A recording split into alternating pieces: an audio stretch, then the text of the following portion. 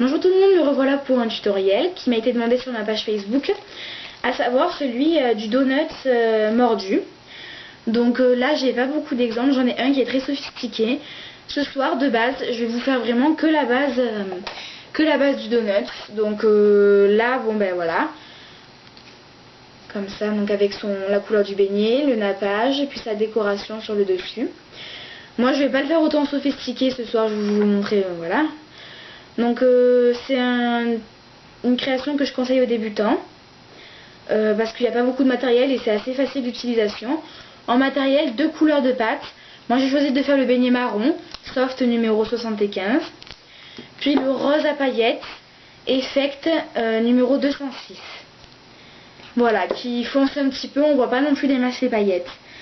Donc après un autre matériel, du cellophane, comme la dernière fois. Donc de quoi aplatir, mon vieux déo tout sale. Une paille pour faire les traces de morsure. Bon, l'éternel scalpel quoi. Et puis l'emporte-pièce rond, moi le bouchon de parfum. De quoi percer on va dire le donut dans son centre, donc comme ça. Donc moi j'utilise un pinceau mais vous pouvez utiliser un peu ce que vous voulez en matériel de récup. Et puis comme d'habitude un clou. Moi j'en ai pas, j'en ai plus. Et un petit anneau. Voilà, donc après il vous faudra aussi un faux nappage pour faire le coulis intérieur. Voilà. Donc je vais commencer le tutoriel. Donc moi j'ai déjà découpé et roulé en boule les deux couleurs. Une plus petite que l'autre, mais bon la taille de la rose n'a pas vraiment d'importance. Donc je vais commencer par la marron. La marron ça va aller vite. Tout simplement, on appuie. On fait en gros un peu la forme du donut. Comme pour le rainbow cake, la tête qu'il va avoir. Voilà.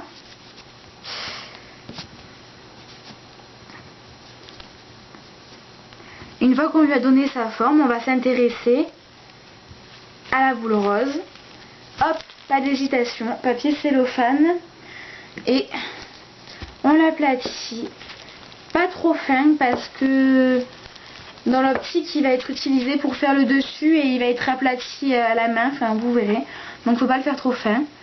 L'emporte-pièce on l'utilise. Hop, voilà. Comme pour les tutoriels précédents, on décroche bien. Et ça vous donne votre petite pièce ronde. Bon, vous l'arrangez un peu. Voilà. Donc une fois qu'elle est arrangée, ça vous donne une petite pièce ronde en fait. Et vous devez l'aplatir pour qu'elle atteigne en fait un peu plus large que... Enfin, pour que ça déborde un peu sur les côtés. Donc vous l'aplatissez en l'arrangeant bien sur les côtés, etc.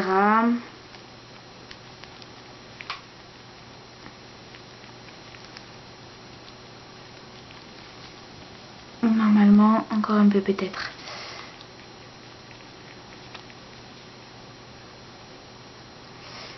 Voilà, vous l'arrangez bien. Vous l'appliquez sur la partie que vous avez fait en marron. Si c'est pas égal partout pareil, ça fait mieux en fait. Ça fait un peu plus réaliste je trouve. Regardez par exemple, sur mon exemple à moi, il n'est pas vraiment égal partout pareil sur le côté quoi. Je ne trouve pas non plus qu'il y ait une trop grande différence. Hein. Voilà. Ensuite, il faut... En fait, vous prenez votre pinceau, vous prenez bien le milieu. Donc, à la limite, vous pouvez faire un repère. Et vous percez. Un peu comme ça. Donc, vous faites passer en faisant tourner sur lui-même le pinceau. Alors, moi, j'ai une largeur progressive.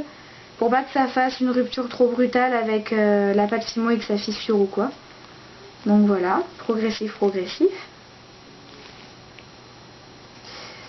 N'hésitez pas à repasser plusieurs fois dedans. Voilà, une fois que vous avez votre petit trou, on va dire, ben c'est simple. Vous prenez la paille et vous faites comme vous feriez pour une glace ou quoi. Ben les traces de morsure, donc je répète. Assurez-vous qu'il n'y ait plus de boue dans la paille, sinon la trace de morsure elle se fera pas exceptionnellement bien.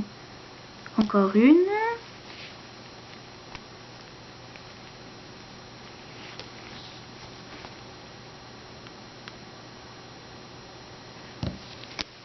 Et voilà, après vous arrangez vos morsures, hein, qu'elles soient jolies quoi.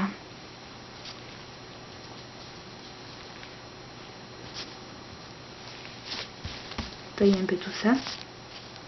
Voilà. Et donc ben voilà, en fait vous avez votre petit donut. Voilà, en fait il est fait. Hein. Bon après il faut arranger, genre là il est pas très rond. Faut quand même arranger un petit peu. Voilà. Voilà, là il est parfait. Hop. Donc ensuite, ben, vous plantez le clou comme dans les tutoriels précédents. Donc je vais vous montrer ça. C'est pas bien compliqué. Hein.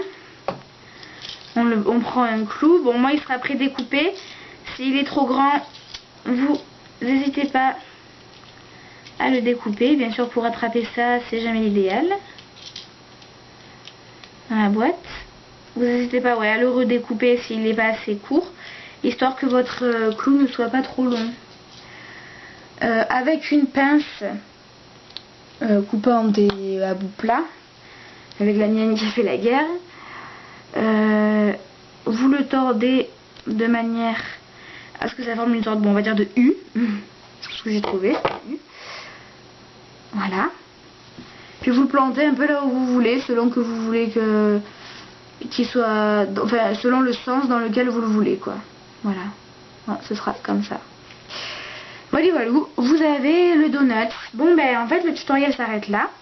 Après vous n'avez plus qu'à le faire cuire. Bon la cuisson c'est écrit sur l'épargne, hein, 110 degrés à 30 minutes pendant 30 minutes dans le four.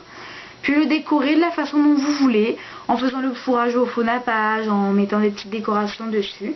Après ça c'est vous qui décidez. Voilà. Bon, ben je vous dis à bientôt pour le prochain tutoriel. Si vous avez des idées de tutoriels que vous aimeriez que je fasse, n'hésitez pas à me demander sur ma page Facebook. N'hésitez pas non plus à la partager, à rajouter des j'aime, à commenter, à participer. Et souvenez-vous qu'à partir de 100 j'aime, j'organise un concours. Voilà, allez à bientôt, au revoir.